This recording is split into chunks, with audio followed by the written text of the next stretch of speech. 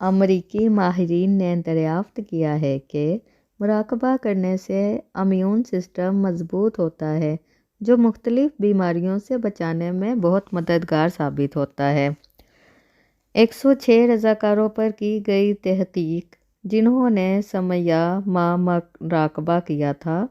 سمیہ ماہ مراقبہ میں 8 دن تک بالکل خاموش رہا جاتا ہے۔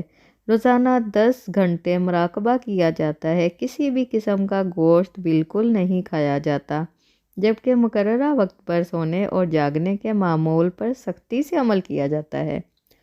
تحقیق کے مطابق سمیہ ماہ مراقبہ شروع کرنے سے پہلے، درمیان میں اور ختم ہونے کے بعد تمام رضاکاروں سے خون کے نمونے لیے گئے۔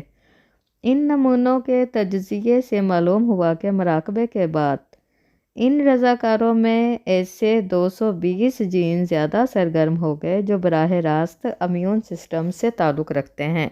ان میں سے 66 جینز ایسے بھی شامل تھے جو کسی بھی وائرس کا حملہ ناکارہ بنانے میں بطور خاص ہماری مدد کرتے ہیں۔ خاص بات یہ رہی کہ امیون سسٹم کا رد عمل بڑھنے کے باوجود ان میں سے کسی رضاکار کو تکلیف یا بیماری کا سامنا نہیں کرنا پڑا۔